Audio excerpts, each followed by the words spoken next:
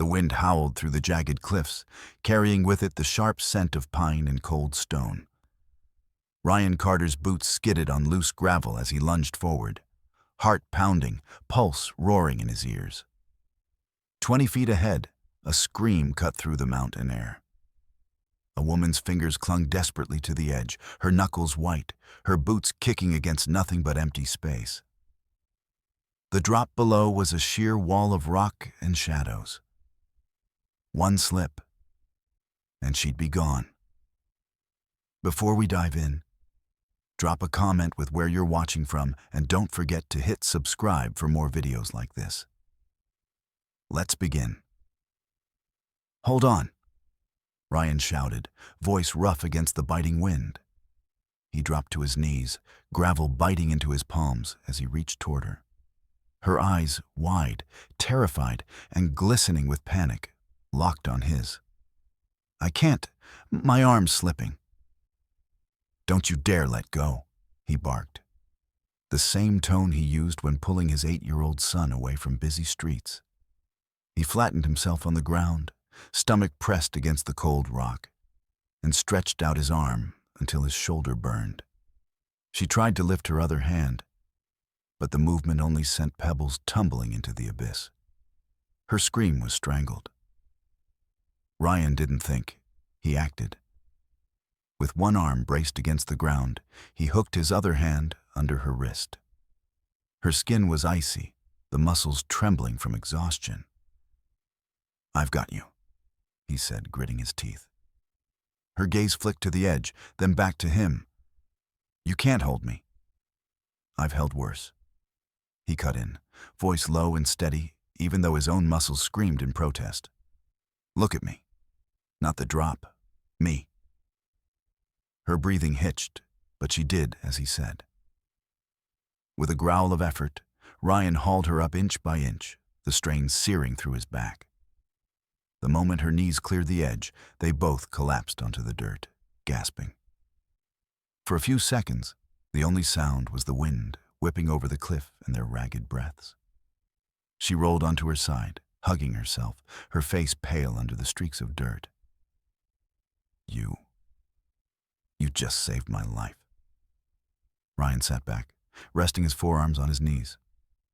"Couldn't exactly watch you fall." Her lips parted, like she wanted to say more, but her voice failed. She just stared at him, like she was memorizing his face.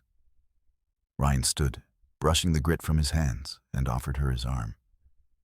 She hesitated only a moment before taking it, her grip still trembling. "Can you walk?"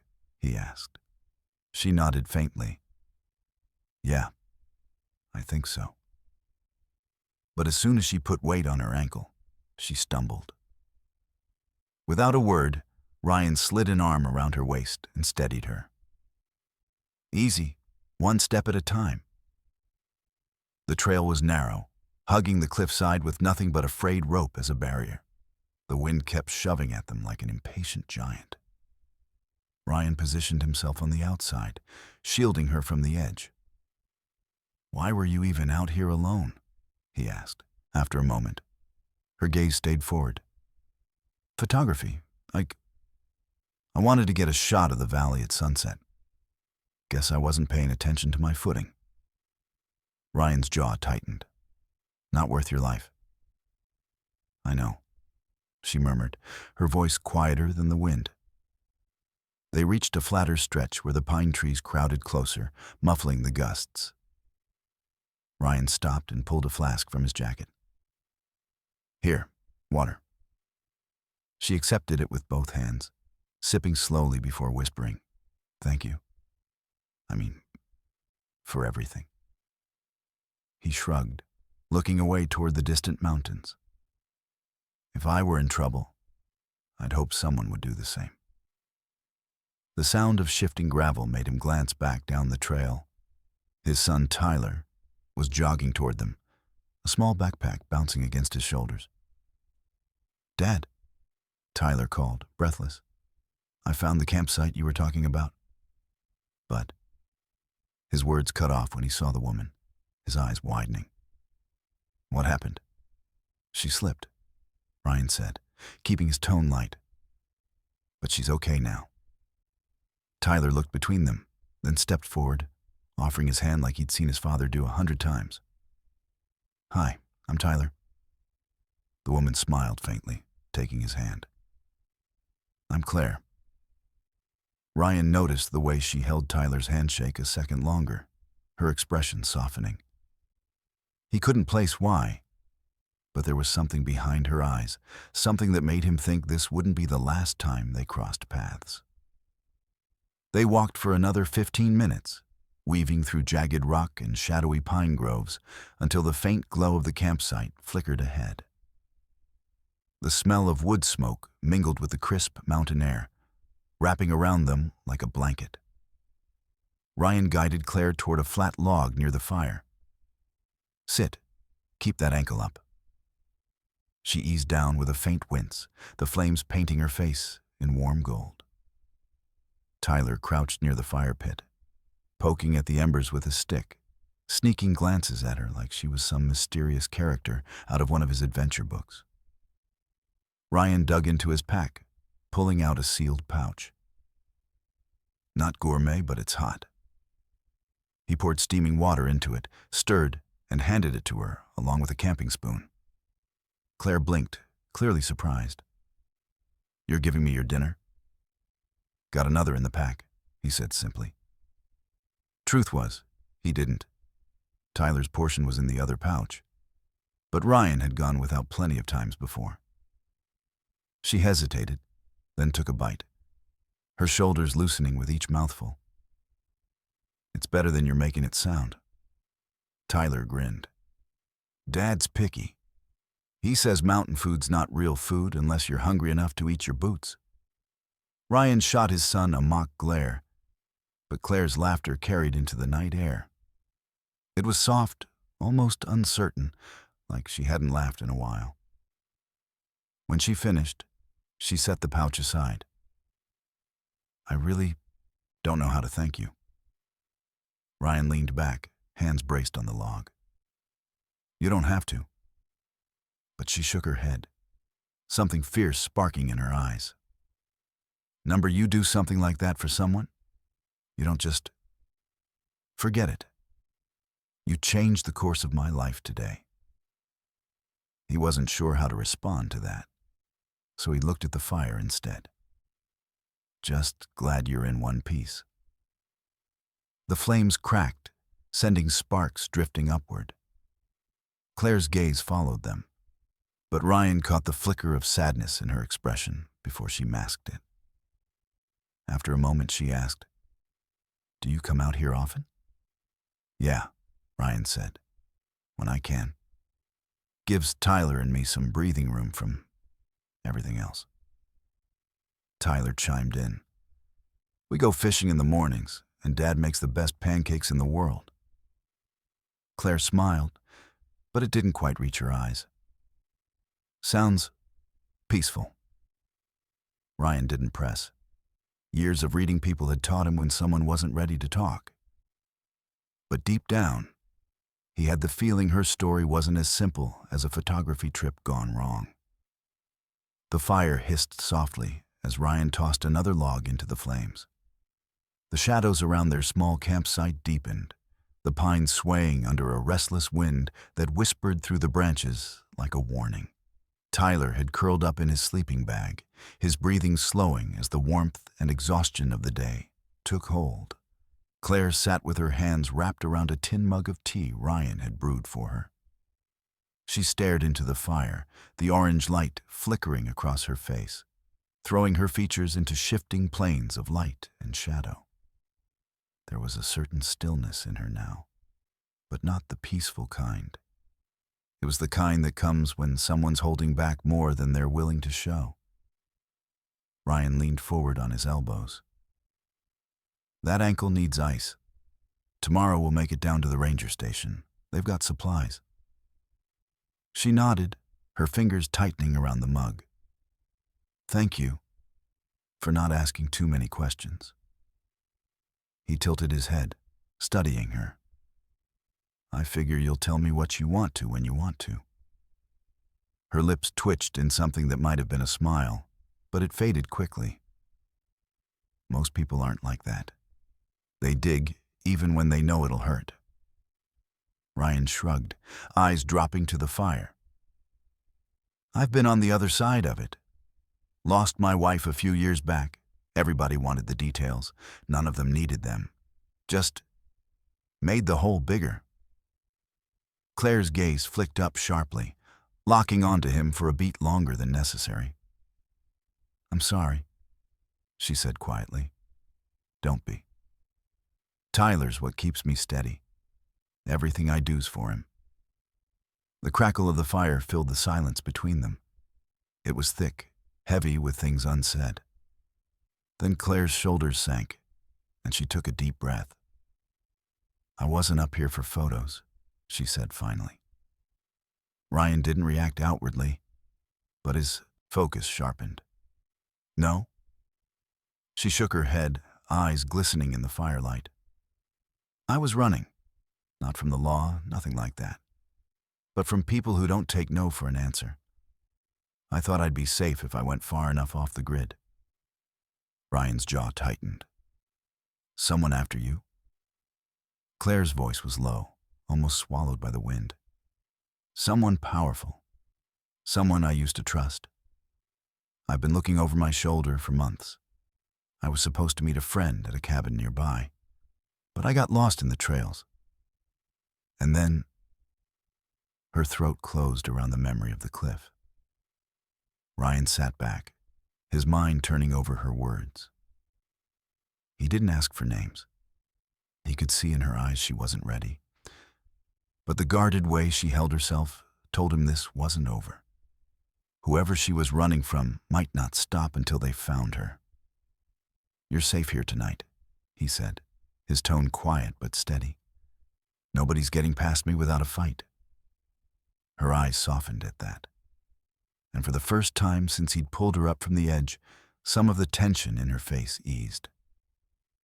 You don't even know me, she murmured. Doesn't matter, Ryan replied. Right's right. The wind shifted, carrying the distant sound of a branch snapping in the forest. Ryan's head turned toward the dark tree line, instincts prickling. Maybe it was just an animal. But something in his gut told him they weren't alone out here. He stood slowly, his silhouette stretching tall in the firelight. Stay close to the fire. I'll check it out. Claire's fingers tightened around her mug. Be careful.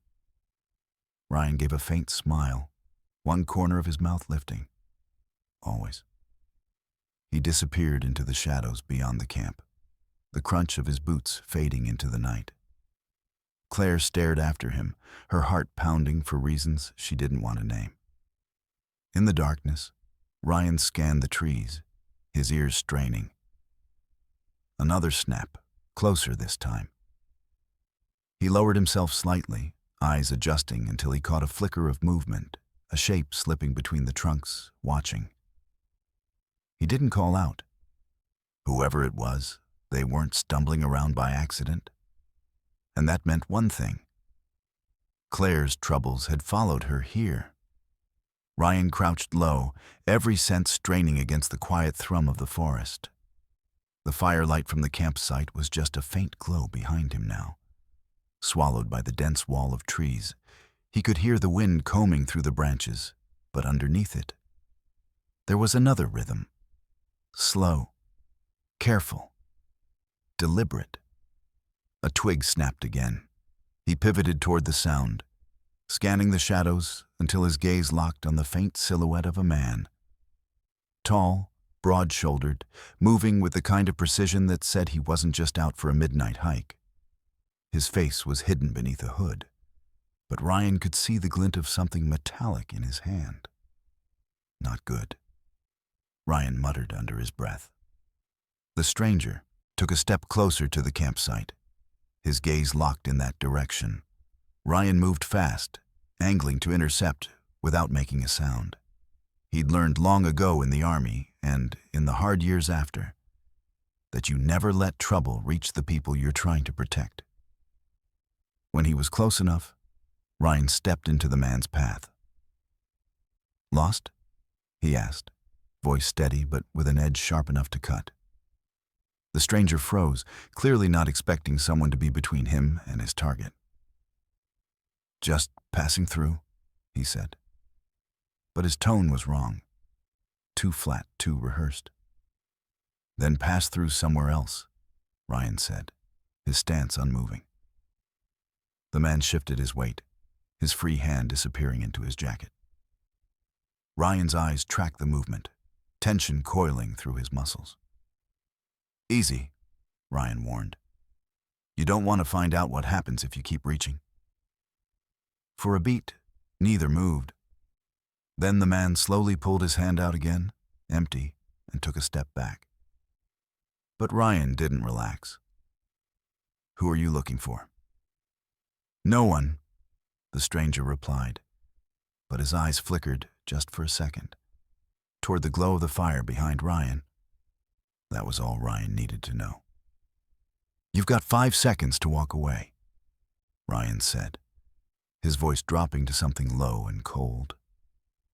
After that, I stopped being polite. The man stared at him for a long moment, then turned and slipped back into the darkness, his footsteps swallowed by the wind. Ryan waited until he could no longer hear anything but the trees before heading back to camp. Claire was still by the fire, her knees drawn up, the flames painting a fragile warmth across her face. The moment she saw him, her eyes searched his for answers. "Was someone out there?" she asked, her voice barely more than a whisper. "Not anymore," Ryan said, taking a seat beside her. "But whoever it was, they weren't here by accident." Her hands tightened in her lap. "I knew it. He's been tracking me." Ryan studied her face in the flickering light. "You need to tell me who he is. If I'm going to keep you safe, I need to know what I'm up against." She swallowed hard, her throat working. "His name's Victor Hale. I used to work for him. Assistant, personal aide, everything. At first he was charming, generous. But then he crossed lines. When I pushed back, I found out what he really was. Controlling, dangerous. He doesn't like losing, and I became the one thing he couldn't control." Ryan's jaw flexed. "And now he's following you out here." Claire nodded. "I've been running for weeks, staying in cheap motels, moving every few days. But I thought the mountains would be far enough." Ryan leaned forward, elbows on his knees. "Mountains don't keep out men like that. But I do." Something in his voice made her believe him instantly. For a moment, the fear in her face eased, replaced by something softer. Gratitude, maybe even trust. "Why are you helping me?" she asked quietly. "You don't even know me. You could have let me fall today and gone on with your life." Ryan glanced toward Tyler, who was still fast asleep in his bag. "Because my boy's watching. And I want him to see that we don't turn our backs on people who need help. Ever." Claire's lips parted, but no words came. Instead, she reached out, her fingers brushing against his. It was a simple touch, but it sent something unfamiliar rushing through her. Safety, in a way she hadn't felt in a very long time. The rest of the night passed in quiet. Ryan stayed awake, keeping watch while Claire finally slept. Every crack of the branches, every shift of the wind, he heard it all. He didn't know how long this would last, how long before the man from the woods, or worse, Victor himself, made another move. But he knew one thing.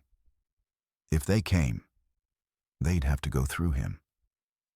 And somewhere deep inside, Claire made a silent decision of her own. If they survived this, if she made it back to a life where she could stand still without fear, she wouldn't walk away from the man who'd pulled her back from the edge twice. She'd find a way to change his life the way he'd changed hers.